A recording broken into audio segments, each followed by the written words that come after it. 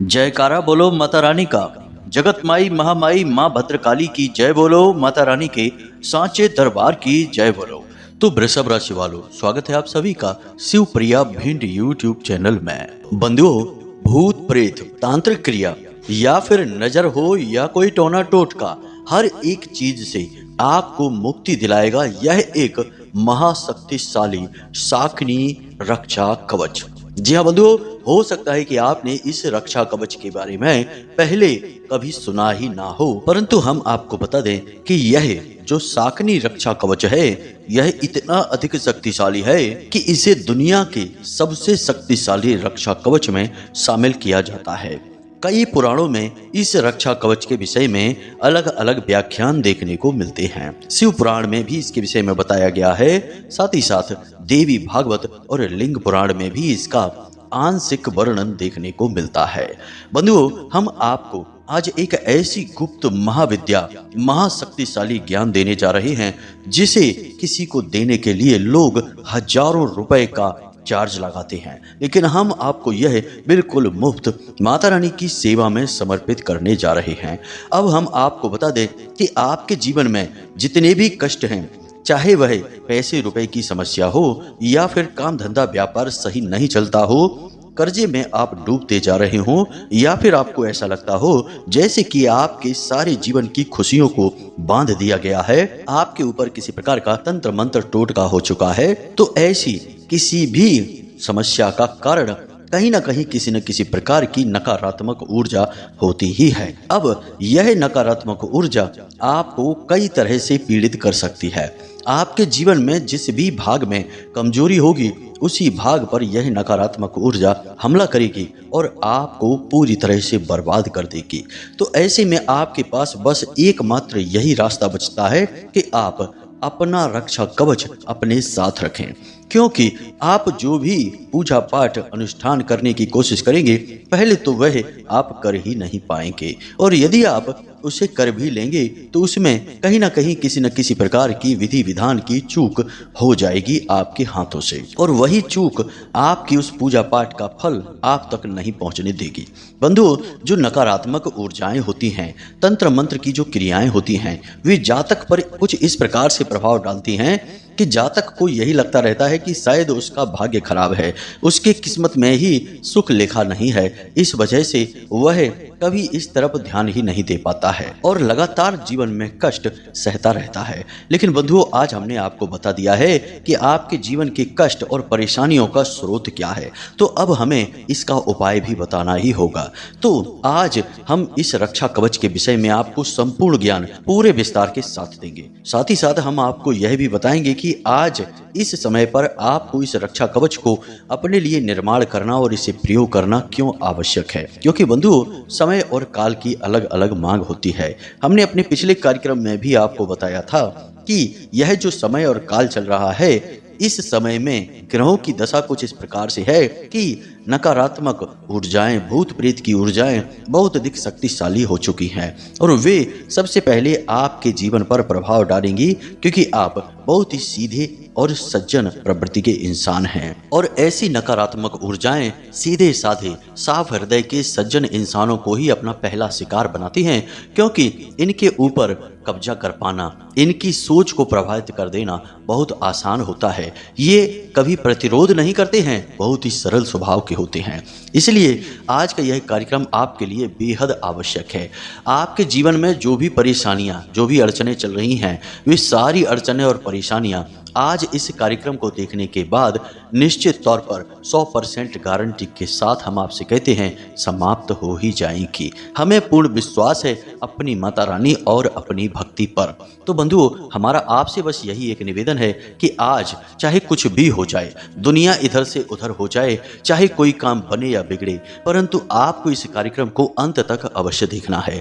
इस कार्यक्रम के हर एक मिनट, हर एक सेकंड में ज्ञान की भरमार है, तो आपको 1 मिनट 1 सेकंड का भी कार्यक्रम मिस नहीं करना है, वरना आप अपने जीवन में आ रही इस भगवत कृपा को ईश्वर के आशीर्वाद को खुद ही वापस लौटा देंगे। और फिर आप खुद ही बताइए कि आपके कष्ट और परेशानियों का कारण कौन बना? आप स्वयं ही बने। जी हाँ बंधु, तो ऐसी भूल नहीं करना है, इस कार्यक्रम में अंत तक बने रहना है। बंधु, हम दिल से बताते हैं कि हमने आज इस कार्यक्रम को तैयार करने में सचमुच में बहुत मेहनत की है।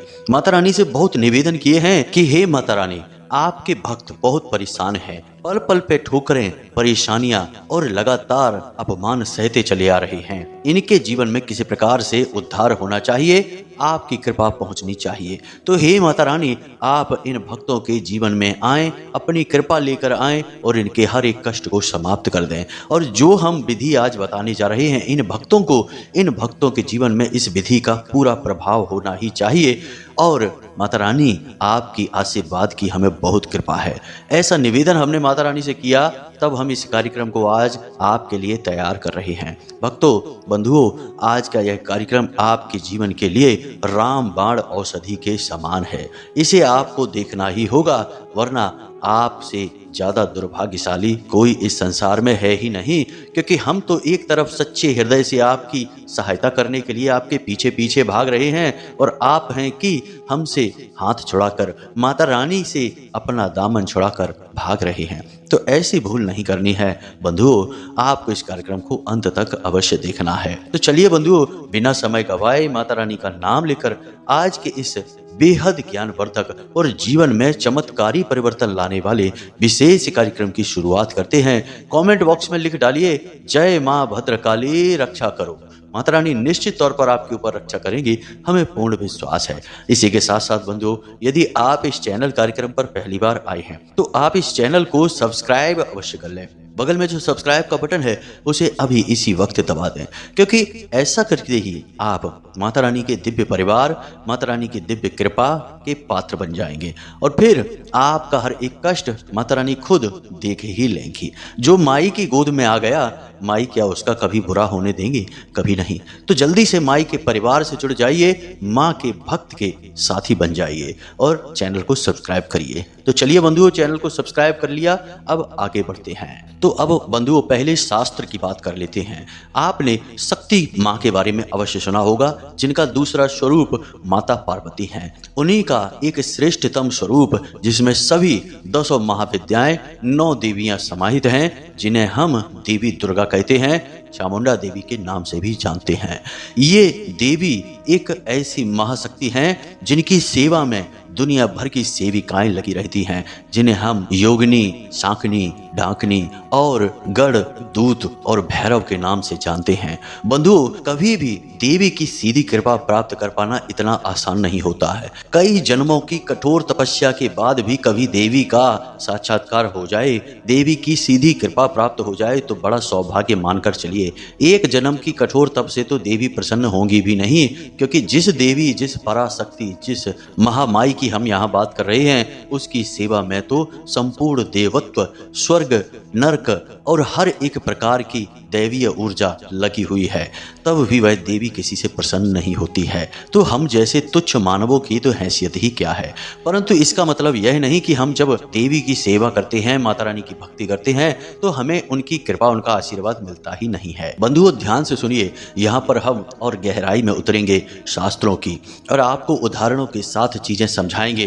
तभी तो आपको सारी बातों का भरोसा होगा और आप इस क्रिया को अपने घर में करना शुरू करेंगे। वरना आप यही कहेंगे कि गुरुजी बातें बता देते हैं इधर उधर की, हमें समझ ही नहीं आती है। तो ध्यान से सुनिए, जब कोई देवी के किसी भी स्वरूप की पूजा करता है, साधना करता है, उनका नाम स्मरण भी करता है, तो देवी की सहायिकाएं, जिन्हें हम अलग अलग नामों से जानते हैं, हमने आपको कह दिया, योगनियां उनका मुख्य नाम है।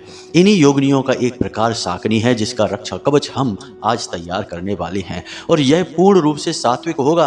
आपको डरने की कोई आवश्यकता नहीं है, क्योंकि शाकनी नाम असल में लोगों ने नकारात्मक बना रखा है, क्योंकि यह बहुत ही तीव्र और बेहद शक्तिशाली और जरूर मदद मांगने पर आने वाली ऊर्जा है। देवी की प्रमुख सहायिका है या सेविका है। तो जब हम और आप जैसे तुच्छ मानव माता रानी की सेवा करते हैं, चाहे किसी भी रूप में करें, चाहे माँ बगला के रूप में करें, चाहे माँ काली के रूप में, माँ दुर्गा के रूप में, किसी भी रूप में उनकी हम जब पूजा करते हैं, तो तुरंत उनकी सहायिकाएं, उनके सेवक भैरव, गढ़, उनके रक्षक दूत तुरंत हमारी ओर चल देते हैं। जी हाँ बंधुओं, माता रानी तो नहीं लेकिन उनके ही प्रतिरूप, उनकी ही आंशिक शक्ति को धारण करने वाली ये दिव्य शक्तियां हमारी ओर आ जाती हैं और हमारे आसपास रक्षा कवच बना देती हैं, निर्माण कर देती हैं, जिससे जातक सुरक्षित हो जाता है। कभी कभी जब जातक अपनी साधनाओं को बढ़ाता है, बल देता है, तो उसे तरह तरह की अनुभूतियां होने लगती हैं। उसे ऐसा लगने लगता है जैसे कि उसके आसपास कोई है, लगातार 24 घंटे कोई उसके साथ रह रहा है। उसे हमेशा अपने आगे पीछे किसी न किसी के साथ होने की एहसास होता है। यही अनुभूति, यही एहसास इन दिव्य शक्तियों का होता है। यह देवी का नहीं परंतु देवी के आंशिक रूपों का होता है। तो ये जो देवी के आंशिक रूप होते हैं, इनमें भी देवी के जैसी ही दया भावना होती है, उनकी ही जैसी कृपा शक्ति होती है। बस देवी से इनकी शक्ति कमजोर होती है, परंतु हम मानवों के लिए तो यह बहुत ही शक्तिशाली हैं। देवी का ही स्वरूप हैं। जिनके ऊपर इनकी कृपा होने लगती है, उनके जीवन में तो बारे न्यारे हो ही जाते हैं। हम एक उदाहरण देकर बताते हैं कि एक अध्यापक हैं और वे बहुत ही पीड़ित रहते थे। हमेशा तरह तरह के कारोबार में घाटा खाकर हर तरफ से निराश और परेशान होकर बैठे थे। एक बार तो स्थिति उनकी ऐसी भी आ गई कि इतना कर्जा और परेशानी बढ़ गई कि उन्हें ऐसा लगने लगा कि अब तो उन्हें सिर्फ इस संसार से मरकर ही मुक्ति प्राप्त होगी, आत्महत्या ही एकमात्र उपाय है। तभी उनकी हमसे मुलाकात हुई और उन्होंने हमसे अपने सारे कष्ट खुलकर बता दिए। उनकी आंखों से आंसू छलक उठे, रोने लगे बेचारे। कहने लगे कि हमने तो बहुत कुछ बनाने की कोशिश की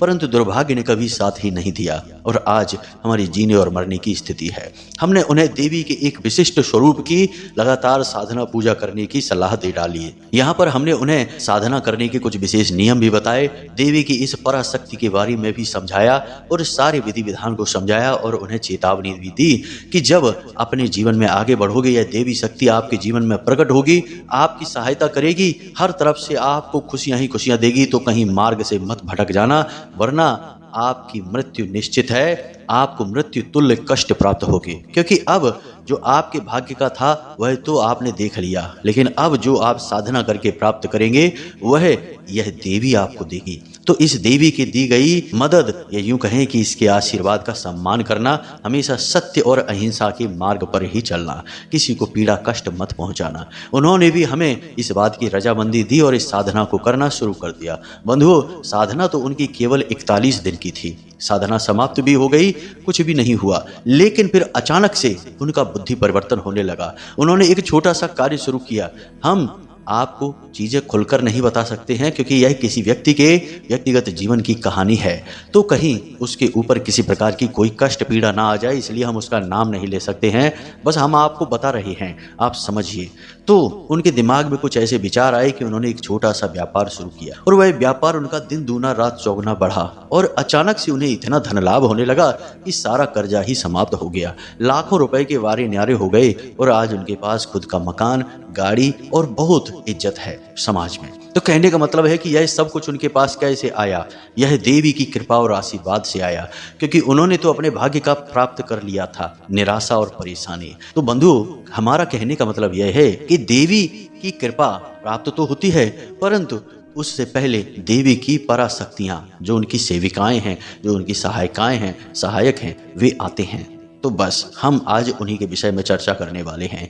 आज हम आपको एक ऐसा शक्तिशाली रक्षा कवच बनाकर बताएंगे जिसे आप स्वयं अपनी मर्जी से, अपनी इच्छा शक्ति से तैयार कर पाएंगे।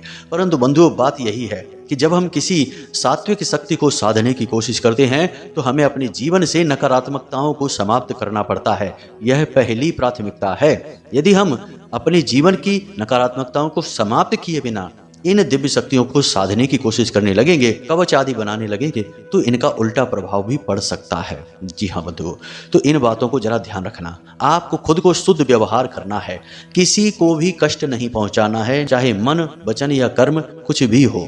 किसी से गलत नहीं कहना है, गलत व्यवहार नहीं करना है, सत्य के मार्ग पर चलना है। जी हाँ बंधु, और इस रक्षा कवच को बनाते समय कुछ विशेष सावधानियां रखनी होंगी। इसके विषय में हम आगे आपको बताने जा रहे हैं। अब ध्यान से सुनिए, सारी बातें बहुत ही महत्वपूर्ण होने जा रही हैं। जैसे जैसे कार्यक्रम में हम आगे बढ़ रहे हैं, कार्यक्रम बेहद ही महत्वपूर्ण और बहुत ही आवश्यक होता जा रहा है।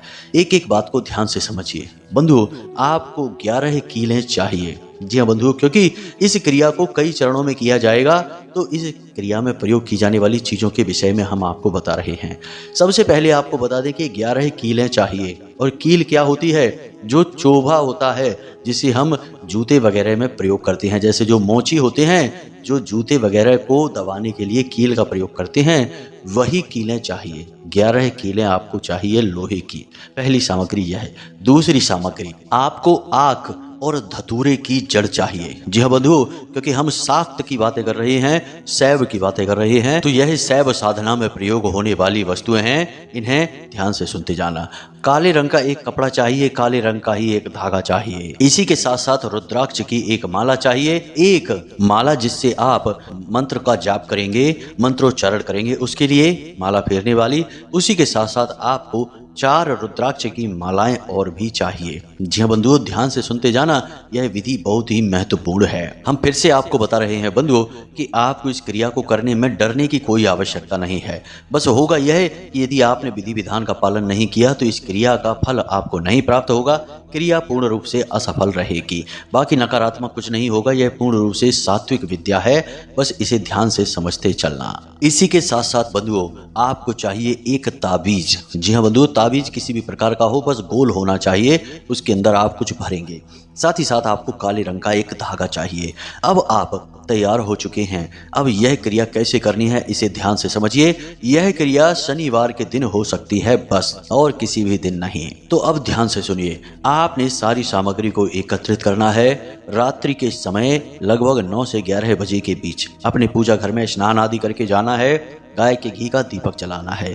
देवी का जो भी स्वरूप आपके घर में हो, चाहे वह माता काली की फोटो हो, चाहे माँ बगलामुखी की फोटो हो, किसी भी स्वरूप का फोटो आप अपने चौकी पर रखेंगे। यानी एक चौकी बिछाएंगे, उसके ऊपर लाल रंग का वस्त्र बिछाएंगे, उसके ऊपर इस तस्वीर को रखेंगे। तस्वीर को अर्पित करने के लिए लाल रंग का ही आपको पुष्प चाहिए, माला चाहिए, और उसके बाद लाल रंग का ही प्रसाद चाहिए। खुद के बैठने के लिए भी लाल रंग का आसन होना चाहिए, और खुद के पहनने के लिए लाल रंग के वस्त्र होने चाहिए। यदि लाल रंग के वस्त्र खुद पहनने के लिए नहीं है तो आप लाल रंग की कोई चादर या फिर बड़ी सी टावल, जिसे हम कहते हैं साफी कहते हैं, उसे आप ओढ़ लीजिए। जी हाँ बंधुओं, अब आपने जो 11 कीलें ली हैं, उन कीलों को आप किसी एक छोटी सी कटोरी में, किसी बर्तन में रख लेंगे। उसे माता रानी के सामने अर्पित करेंगे। जो सामग्री आप लेकर आए हैं, जैसे कि धतूरा और आक की जड़ लेकर आए हैं, साथ ही साथ वह ताबीज, काला धागा, इन सबको आप माता रानी के चरणों में रखेंगे। प्रसाद के साथ इन्हें भी माता रानी को समर्पित कर देंगे। अब आपको क्या करना है, जरा ध्यान से सुनिए। रुद्राक्ष की आपके पास 5 मालाएं हैं। एक माला आप फेरने के लिए रखेंगे, 4 मालाएं आप माता रानी के सामने समर्पित करेंगे। संपूर्ण सामग्री को गंगा जल छिड़क कर पहले शुद्ध करेंगे, तब माता रानी को समर्पित करेंगे। अब एक लाल रंग की पेन लेंगे और सफेद रंग के एक कागज पर इस मंत्र को लिख लेंगे। यह दुनिया का सबसे शक्तिशाली शाक्त मंत्र है। इस मंत्र के प्रयोग से संपूर्ण ग्रहों की ऊर्जाएं समानांतर हो जाती हैं, आपके लिए सकारात्मक हो जाती हैं। इसी के साथ साथ माता रानी की संपूर्ण रूपों की साधना एक बार में हो जाती है। जी हाँ बंधुओं, इसे नवाड़ मंत्र कहते हैं। आपने इसके बारे में पहले भी सुना है, हमने आपको इसके विषय में पहले भी बताया है। तो आपको इस मंत्र को कम से कम 3 बार इस कागज पर लिखना है। बेहद छोटी राइटिंग में लिखेंगे, फिर इस कागज को फोल्ड करके हम उस ताबीज में भरेंगे। तो बंधुओं, ध्यान से सुनना है। मंत्र आपको मोबाइल की स्क्रीन पर भी दिखाई दे रहा है, हम बोलकर भी बता रहे हैं। मंत्र कुछ इस प्रकार है। ओम ऐं ह्लीं क्लीं चामुंडाय विच्चय। ओम ऐं ह्लीं क्लीं चामुंडाय विच्चय। तो यह मंत्र है। इस मंत्र को आपको याद कर लेना है, इसी मंत्र को आपको लिखना है। अब माता रानी के सामने आपने धूप दीप नैवेद्य आदि समर्पित किए हैं। अब हाथ जोड़कर माता रानी से कृपा की, उनके आशीर्वाद की प्रार्थना करिए। माता रानी से कहिए कि हे माते, हम आपकी शरण में हैं, आपकी कृपा आशीर्वाद चाहते हैं। हमारे जीवन में बहुत कष्ट हैं, हम बहुत परेशान चल रहे हैं, और आप यह सब देख रही हैं। हम अब आपकी शरण में हैं और हम चाहते हैं कि आप हमारी मदद करें, हमारे कष्टों से हमें मुक्ति दिलाएं। जी हाँ बंधु, इस प्रकार माता रानी से निवेदन करिए। फिर रुद्राक्ष की माला उठाइए और उस माला से कम 3 माला इस मंत्र का जाप करना है। वैसे तो 9 माला जाप करना चाहिए, परंतु समय अभाव हो तो 3 माला कर लीजिए। अगर 9 माला जाप करेंगे तो इसका बहुत अच्छा फल है, सर्वोत्तम फल प्राप्त होता है। जी हाँ बंधु, खैर, जब आपने इसका 3 या 9 माला जाप कर लिया, उसके बाद जो कागज पर आपने मंत्र लिखा है उसे फोल्ड करिए और उस कागज को उस ताबीज में भर दीजिए। उसी के साथ साथ जो आपने धूप जलाई थी उसकी थोड़ी सी भभूति है उसे भी उस ताबीज में भर दीजिए और उस ताबीज को बंद कर दीजिए। बंद करने के बाद उसे काले धागे में डालकर माता रानी के चरणों में फिर से समर्पित कर दीजिए। अब आपने जो काले रंग का कपड़ा लिया है उसमें धतूरा और आँख की जड़ जो है उसे भी बंद करके रख दीजिए। उस धतूरा और आँख की जड़ पर भी थोड़ा सा लाल सिंदूर और थोड़ी सी माई की भभूत चढ़ाएंगे। फिर उसके बाद काले रंग के धागे से लपेटकर उसकी पोटली का रूप देंगे और वही माता रानी के चरणों में रख देंगे। उसके बाद वे कीलें और रुद्राक्ष की माला भी माता रानी के सामने रखी छोड़ देंगे। उसके बाद माता रानी से निवेदन करेंगे कि हे माते, इन सब सामग्रियों में आप अपनी ऊर्जा भर दीजिए, अपना आशीर्वाद भर दीजिए। हमें आपकी कृपा की अत्यंत आवश्यकता है। हमारा जीवन बिल्कुल नरकमय बना हुआ है। इस कष्ट और परेशानी से हमें मुक्ति दिलाइए। इस प्रकार निवेदन करिए और इन संपूर्ण सामग्रियों को रात भर के लिए माता रानी के सामने रखी छोड़ दीजिए। रात भर के लिए यह सामग्री माता रानी के चरणों में रखी रहेगी। माता रानी की दिव्य कृपा इन सामग्रियों में समा जाएगी। अब यह आपका संपूर्ण रक्षा कवच है। अब इसे क्या करना है, अगले दिन सुबह सूर्योदय से पहले सोकर जागें। स्नान आदि करने के बाद माता रानी के मंदिर में जाइए, वहाँ थोड़ी साफ सफाई करिए, यानी अपना जो घर का पूजा घर है उसमें थोड़ी बहुत साफ सफाई करिए और फिर वहाँ पर गाय के घी का एक दीपक फिर से जला दीजिए। उसी रात वाले दीपक में मत जलाना, उस दीपक को उठाना, उसे अच्छी तरीके से धो लेना, उसके बाद ही उसमें आप दीपक जलाना। तो आपने गाय के घी का दीपक फिर से जला दिया। माता रानी से फिर निवेदन कर लिया कि हे माता रानी, हम जानते हैं कि आपने इन संपूर्ण सामग्रियों में अपनी कृपा भर दी है। अब हम इन सामग्रियों का प्रयोग बिल्कुल निडर होकर करेंगे। हमें पता है कि आप हमारे साथ हैं। इस प्रकार निवेदन करिए। अब वह जो ताबीज है उसे अपने गले में धारण कर लीजिए। वह जो पोटली आपने बनाई थी उसे अपने घर के मुख्य दरवाजे पर बांध दीजिए। अब जो 11 कीले हैं उन कीलों को आपको क्या करना है इसे ध्यान से समझिए। सबसे पहले अपने घर के चारों कोनों में, ठीक कोनों में, दीवालों में 2-2 कीलें आपको ठोक देनी है, यानी 8 कीलें हो गई। अब 2 कीलें आपको अपने घर के मुख्य दरवाजे के एक इधर और एक उधर अंदर की ओर से ठोक देनी है। 10 कीलें हो गई। अब 1 कील को आपको अपने पूजा घर में माता रानी के चरणों में हमेशा के लिए रखी छोड़ देनी है। जी हाँ बंधु, इसे कीलन कहते हैं। कीलन करने से आपके घर में कोई भी नकारात्मक ऊर्जा रुकेगी ही नहीं, तुरंत भाग जाएगी सिर पर पैर रखकर। जी हाँ बंधु, क्योंकि माता रानी की चारों तरफ से कृपा दृष्टि आपके घर पर हो चुकी है।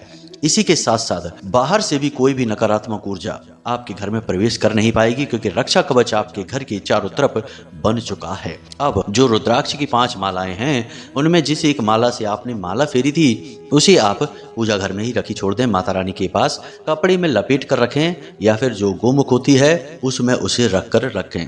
अब जो 4 मालाएं हैं उन्हें किसी भी लाल रंग के कपड़े में लपेटकर अपने घर के चारों कोनों में रख दें। जी हाँ बंधु, रुद्राक्ष भगवान भोलेनाथ का स्वरूप है और आपने चारों तरफ से भोले बाबा और मां शक्ति की कृपा प्राप्त कर ली है।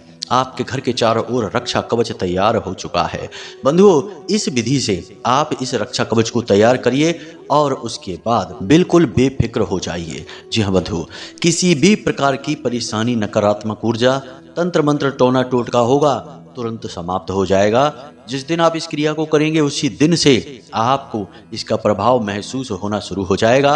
आपके घर में वातावरण बदलने लगेगा, आपके स्वयं के शरीर में ऊर्जाओं का प्रवाह बदलने लगेगा। आपको बहुत अच्छा महसूस होने लगेगा। लोग दौड़ दौड़ कर आपकी मदद के लिए आगे आएंगे। आपके रुके हुए काम अपने आप गति पकड़ लेंगे। जहां लोग आपके लिए ना बोल रहे थे वहां अब आपके लिए हाँ बोलने लगेंगे। जी हाँ बंधुओं, आपका वर्चस्व बढ़ने लगेगा।